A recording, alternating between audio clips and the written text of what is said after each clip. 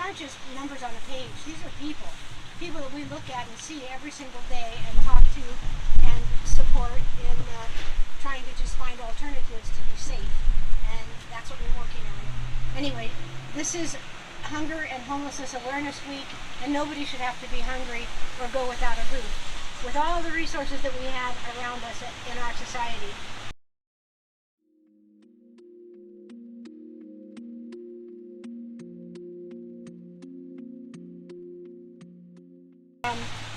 I personally have seen a lot of diversity and change in programming and the kinds of things that are available to people, and people that are focusing now on getting people into housing and doing things. It's a lot different than it was in 2015, or 2009 when we started.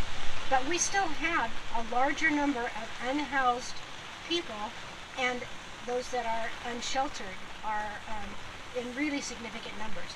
It used to be when in 2015, 750 of those that were unsheltered were in the city of Eureka. Now it's about 353 that are in the city of Eureka, and 550 something that are in the city of Arcata. And then it goes progressively fewer in the other cities, all the way down to having less than 10 in several.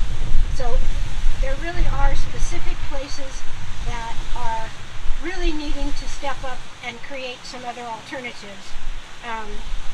Those people that, the 379 people who were sheltered were in the mission or in transitional housing or something like that. And that's not considered permanent, it's temporary. So we might as well create some temporary opportunities and work with people where they are, instead of trying to make them fit into what we think or how we think they should live. And that's kind of what we would like to do, is have managed by the people environments that they can be comfortable in and get the things that they need, and make it easier for people to provide what they need. So that's really important, an important point for what we're trying to do. The jail is not the place. I get phone calls all week, I know you do too. Nezzie, are they just putting people in jail because they're homeless? And I say, yes, they are. And that's been since the Supreme Court decision that overturned Martin versus Boise, or it was a Grants Pass versus Johnson, that made it possible for law enforcement now to go ahead and arrest people who are on the street. Also, in California, the governor has passed an executive order, or signed an executive order for the mayors to clean up the cities, for the mayors to actually dismantle all of the encampments and get people off the street. And that's been true in all the cities because of the governor's executive order, people trying to quote, clean up the cities. So people are scrambling. We've seen sweeps here in Eureka. We've seen a few of them in the last couple of weeks in pretty substantial numbers. Arcata is also getting swept a lot. There are a lot of things that we would like to see happen that, we've been talking to the leadership here for over a decade, and sadly, a lot of the funding that's going from state to programs to create, quote, villages and other models for people that are considered temporary or transitional look a lot like incarceration. You look at a site plan for them, and what you see are mirror images of two halves of the same thing that have high security, people guarding the gates, people have to be in at a certain hour. They don't have a place that they can build community. I've had this conversation with government a lot, that government's there to create ordinance, code, all of these rules, and we're here to try and create community. And they're really different things. And we won't come together in creating something that will actually work for people until we actually work together and they're willing to come up and do some other things. So those things are possible. They are happening in other places. We have a tiny house village ordinance that the planning director has said we can do an opportunity type village with that, which is literally managed by the people who live there. So we hope that those kinds of things can happen, but without having to make people really change their location and move. We have a housing first thing in Humboldt County, which could be very good, but it tends to move people out of their communities and relocate them far, far away, like the people who were initially the inhabitants of the Grove. 52 of them came from southern Humboldt, which was a huge impact on that community and on the people who moved. So they're trying to do other things now, but anyway, I don't want to belabor all this. I do want Sandra to come up and talk about the statistics on death and dying and what we know. We lose three or four people to the street every month, and most of the people that are in shelters are people who have come from the streets, so it's horrifying what we know. Again, thank you everybody for coming. Okay, here's the statistic.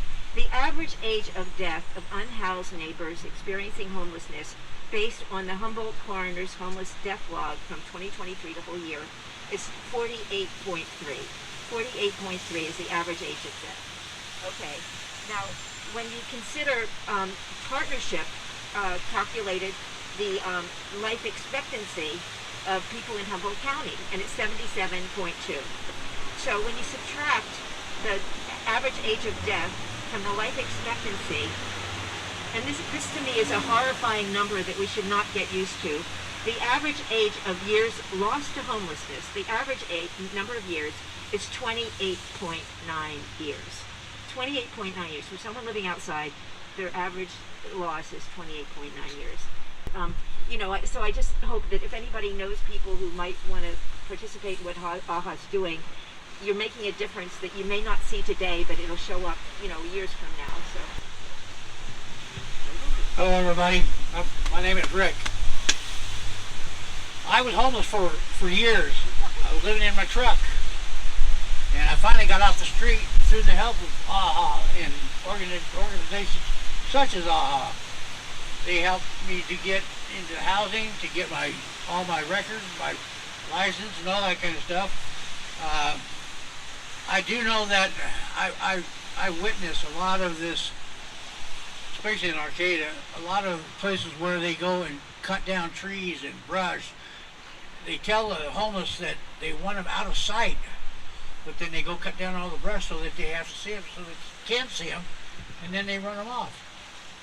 I mean, I don't understand why they want to spend so much money doing that when they can spend half of that in helping people get into housing.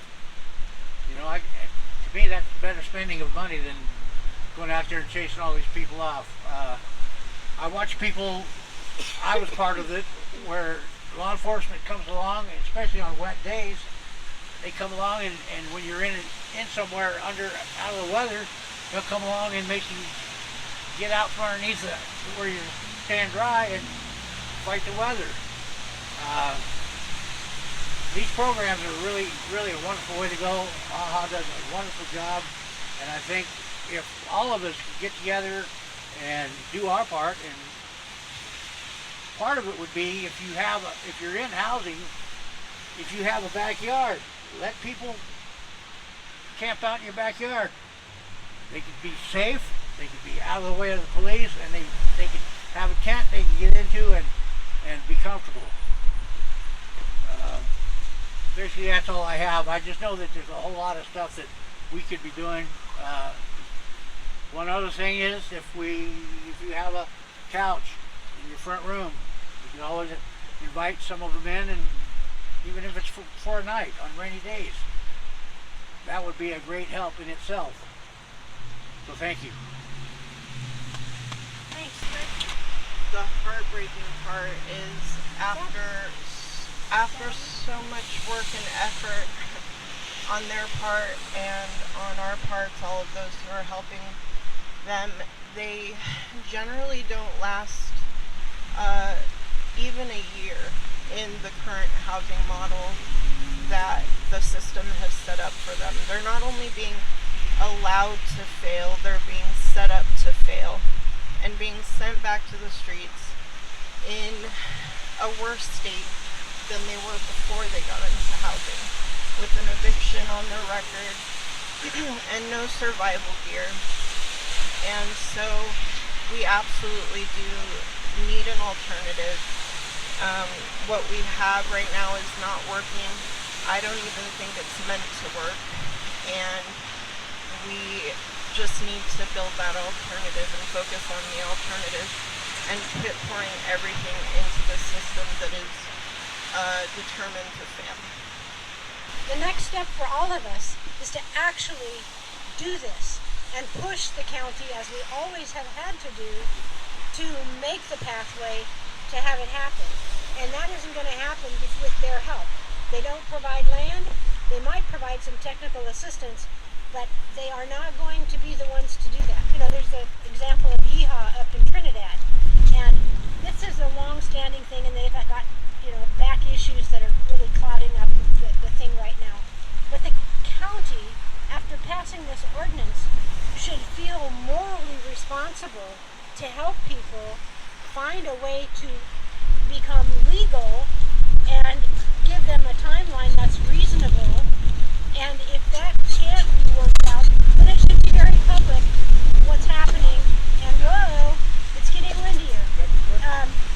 In any case, there are things that could be done, but the county is really reluctant to make it happen. It's going to come from private parties like us, or nonprofits, organizations, just people, groups, mutual aid, folks that want to see things happen, that civic organizations. They really do want to see things happen, but it's not going to be we're not going to be able to rely on the county to make any first steps. It's going to have to be us. And I just want to say, for everyone who says this is an environmental issue, in environmental sociology, we have a term for what it means to shroud crimes against humanity in environmental terms. It's called ecofascism, and I'm here today in support of this community.